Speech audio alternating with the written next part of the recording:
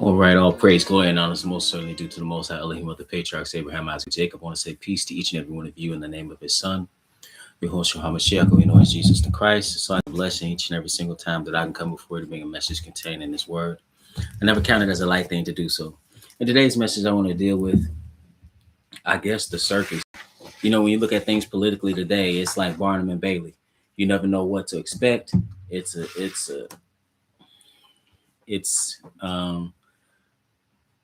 on the verge, quite frankly, of absurdity. You're seeing things that you've never seen politically um, in the history of the United States. And just recently, this was yesterday on Truth Social. That's the president's main social media platform. There was an AI generated illustration that was removed, but it depicted the president in as if he was Jesus. Okay.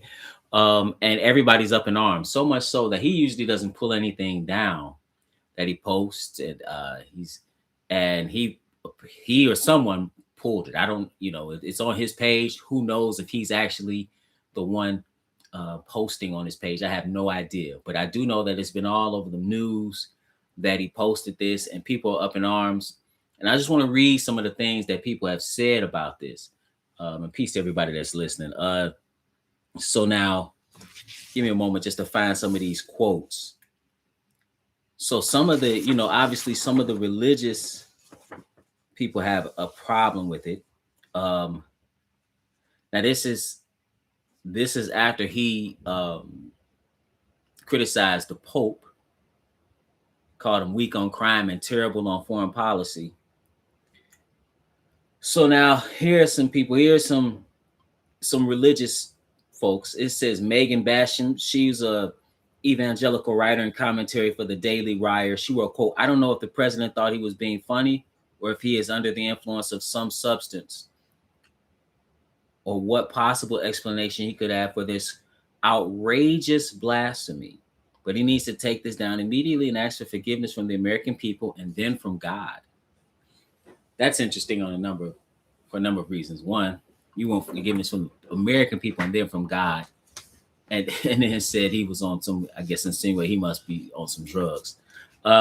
David Brody, an evangelical journalist from CBN, that's the Christian Broadcasting Network, said, quote, "This goes too far. It crosses the line. A supporter can back the mission and reject this simultaneously."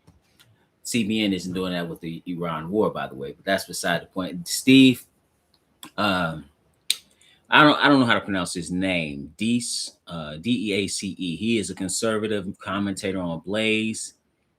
Simply reposted the image with the word "no." You had Marjorie Taylor Greene, who was a former Republican congresswoman out of Georgia, a staunch Trump ally. She said on X, quote, "On Orthodox Easter, President Trump attacked the Pope because the Pope is rightly against Trump's war in Iran." And then he posted the picture of himself as if he is replacing Jesus. "I completely denounce this and I am praying against it." She also called it, quote, "more than blasphemy. It's an antichrist spirit." Senator John Curtis, he's a Republican from Utah. He called the post blasphemous and said, quote, I found it offensive. It's not appropriate. "We have a really healthy relationship in the United States between religion and government, and there should be respect, and it was not respectful." Representative Debbie Dingell of Michigan, a Democrat and a Catholic, said, quote, "Deeply offensive and disrespectful. This is not a matter of politics or humor. It touches the core of our faith.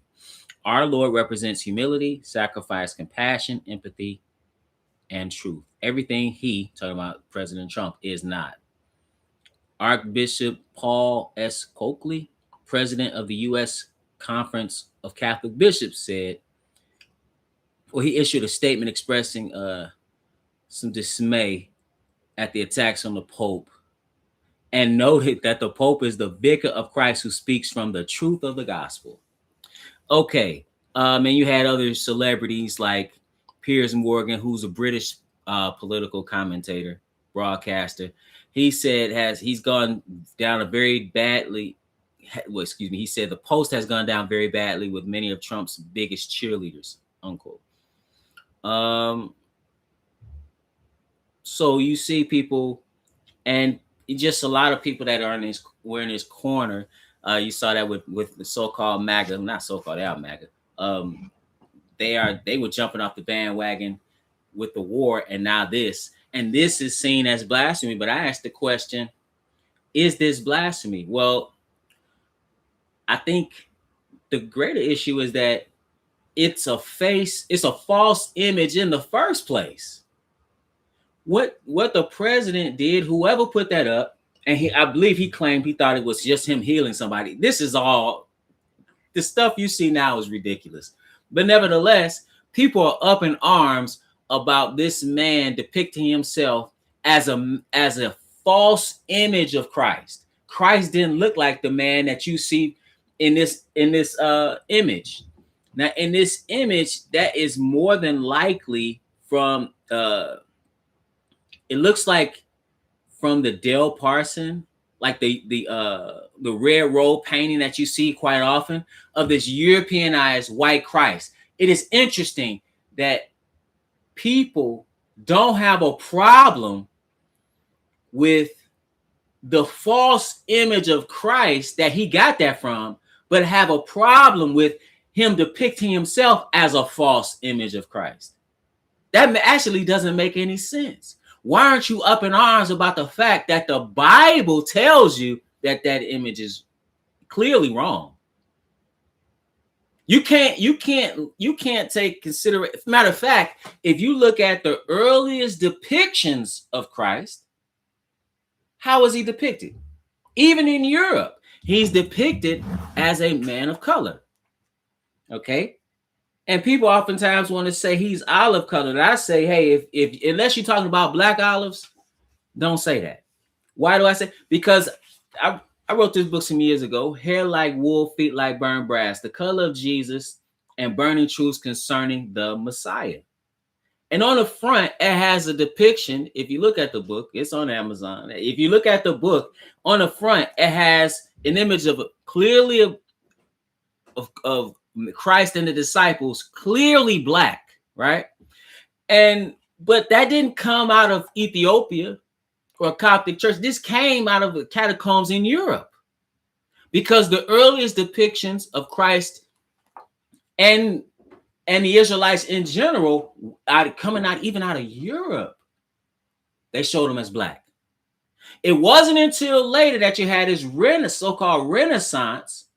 All the Ninja Turtles, Michelangelo, Leonardo da Vinci, all these people making these Europeanized images of Christ that are totally false. And people have what he did. It's interesting because on one front, it is an attack on white Christ, right? And people say, well, it's not about color. If it was never about color, why did you change the color in the first place? No, it is about color. And you had the whole world, as Europeans went under the banner of a adulterated, co-opted Christianity. You went all over the world. You enslaved and you colonized under the banner of Christ, the one you created. And then you gave all the people. You gave the Africans. You gave the indigenous in North, Central, and South America. You went to Asia and did the same thing. What did you do? You gave them all this false depiction of Christ. And the image is very powerful, because an image is more powerful than words.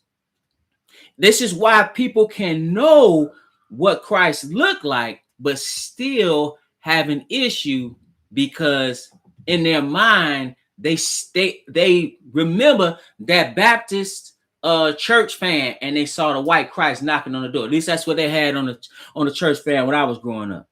Or they remember in the baptism pool where you would see a white John the Baptist and you would see a white Christ. But the reality is these were black Semitic people. Israel is a black people that have been scattered into slavery all over the world. How do you know this? Well, you can look at some of the archaeology from The Lachish reliefs, you look at the Israelites, phonetically, those are black people. In the phenotype, those are black people, no question. But then you read the narrative and it's like, wait a minute, how was Joseph mistaken as an Egyptian by his own brothers many years after being sold, unless he looked like the original Egyptians? So the question is, what did the original Egyptians look like? And Greek ancient historians and scholars and Roman ancient scholars and historians will tell you that the Egyptians were a black people. They look like that's Africa. Now later we know that so other people came in as far as like from Europe, right? You know, the Ptolemies came in, the Arab conquest of North Africa, where you have Arabs today. But if you look at the artifacts of ancient Egypt, you see a people of color. And even when it was taken over, obviously, by some other African people, we know in present day Sudan, that's they black too. So either way you slice it, how is it that Moses was mistaken as an Egyptian? If you look at the time, roughly 1446, but people are up in arms about this because you have basically made this false image sacred. But if you look at ancient Egypt, the Israelites look like ancient Egyptians. Who was mistaken as an Egyptian? We got Joseph, we got Moshe. You even had many years later, you have Paul, who was mistaken as an Egyptian, right? This is first century. But nevertheless, we understand that these were black people, okay? So now, if you, and I challenge you to go look at the earliest depictions of Christ. Like, I have them in this book. Again, I have them in this book. The healing of the paralytic in 235 AD, he's depicted as a black man. That's this picture right here. Jesus and the apostles from the catacombs of Saint Domitia in Rome, Italy. This is again depicted as black. And not just him, the Israelites in general. Furthermore, you have all of and you can go to ancient depictions here again of Christ depicted as black. Or you can consider all the black, hundreds and hundreds of black Madonnas all throughout Europe and places like Russia. It was President Vladimir Putin who just released these images, okay, in Russia. So you have to ask yourself, what deep down racism is present for people to not actually deal with this image? Because this image is powerful. The image is extremely powerful, because if you don't deal with the image, like I said, when you're reading, let me put it like this. When you're reading, understand, if you're a fluent reader, the image is supposed to be created from your words. But when you look at something like television or a movie, right, we can passively have these images created for us. This is why when we read, we read a good book and then read or look at the television or movie version, you're like, that's not the main character. That's not him. That's not her. Why? Because you had an image of them in your head. So this is how powerful the image is. So you can say that Christ is black, but then you see him as white in your head. Okay, and this is what happens to so many people. And I want to read this. From this book. This is on page 127. It says, the objective of this work is not only to destroy the white Christ myth that exists within the enslaved and colonized mind, but also to obliterate the doctrinal falsehoods that accompany him. Because I deal with a lot of falsehood, like people talk about Easter. In those, they were upset about it being on Easter, right? Or the Orthodox Easter. Listen, Easter is pagan. It's named after a pagan fertility goddess. And it's not biblical to observe Easter, right? What does Christ have to do with bunnies, chicks, and eggs? He didn't die on Good Friday and rise Easter Sunday. It's all false. We just came out of the season of observing the what? Passover. So now why are you worried about Easter, right? Or the big hypocrite in Rome, coming out of office in Rome, calling himself the vicar of Christ.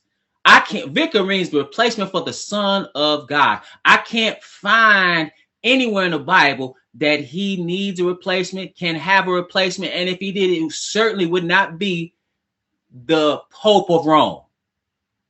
You want to talk about blasphemy? That's the blasphemy. Am I saying what the president did was right? No. Do I agree with what he's doing? Absolutely not. That's why I'm not concerned with, well, in the sense of me supporting it. I don't support any of them. Because I know if you haven't been educated in the last, I don't know, I guess since the election 2008 up until now, that's been a heck of an education. You look at President Obama and look at clean white men gonna save you. White Jesus is not gonna save you. Your so-called black African Kenyan Messiah, President Obama didn't save you. Be educated. We need to look to the Most High. He told you, if my people are called by my name will humble themselves and pray and turn and seek my face, then will I hear from heaven, forgive their sins and heal their land. He didn't tell you to put your hope in all these people. Like I see black folks running around with MAGA hats on. What you got a MAGA hat for? Make America great again. Listen, hopefully you ain't putting your stock in America. Hopefully you're not putting your stock in this man. Look at how all his supporters are jumping ship. Why? Because what he's doing right now doesn't even make sense. I'm not talking about this. I'm talking about some of the moves he's making. As far as with this war, it's not making sense. It's not going to turn out well. Pride come before a fall. It's not going to turn out well. So now, I want to continue reading this. So it says, this is from this book, Hair Like Wool, Feet Like Burned Brass, The Color of Jesus and Burning Truths Concerning the Messiah. It says, to the best of my ability, I have presented truth.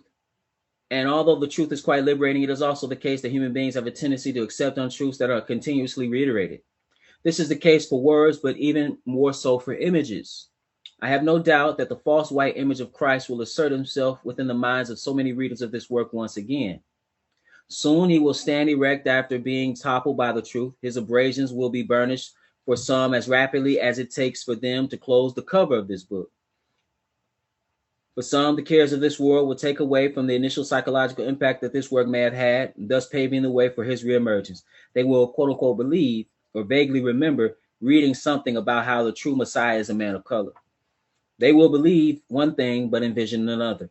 And a few will be totally and forever transformed mentally. Never again will they accept the white lie. While the utter psychological annihilation is my ultimate purpose, any injury, any dent, any mark, any score, any ruination of this fraudulent figure will do. An unforgiving approach is most certainly fitting. His image has shackled the minds of so many oppressed peoples throughout the course of human history. Think about that big, huge image in Brazil, where he's got standing there with open hands. You ever seen that? He said, when I contemplate tearing his white flesh from those immortal bones, my soul experiences an almost unparalleled delight. Even more fulfilling is the true biblical and historical portrayal of the Messiah as he truly is, black with woolly hair. So let's read that out of the text. See, if you want to talk about the Bible and talk about Christ, why don't you talk about this? Because you want to make him in your image. You want to make another Christ. The reality is he didn't look like these false images. This is Revelation 1 and verse 13. It says, and in the midst of the seven candlesticks, one like unto the Son of Man, clothed with a garment down to the foot and girt about the paps with a golden girdle. Verse 14. His head and his hairs were white like wool, as white as snow, and his eyes were as a flame of fire. And his feet like unto fine brass, as if they burned in a furnace, and his voice as the sound of many waters. What color is brass? It's not milk colored. Okay? It's not milk color. It's not how they've depicted him. So this just speaks to a larger truth that people need when they're dealing with Christ. They really need to deal with Christ as he is. You can't make him up. And that's why so many, what they have done, and in a process have accepted, like I dealt with in that book, other false doctrines associated with him, like Easter, which is pagan, like Christmas, which is pagan, like the fact that they say he rose on Sunday. And so we're supposed to go to church on Sunday, which is pagan. That he did away with the law and the commandments, which is not accurate. Which is he's a part of a trinity, which is not accurate. But once you accept something as small as what he looked like, and you have a false image of that go right along with the false doctrines associated with that false image. Because really the one they gave you was about sun worship. That's actually what they gave you. They gave you a counterfeit Christ. That's all about sun worship. With open arms, lily white hands. And again, is it about color? If it wasn't about color, why did you change it? And if it's not about color, why you got a problem with him being black? The Bible tells you he is. And with that, brothers and sisters, my apologies for the stream interruptions. But hopefully, I pray that there was some edification.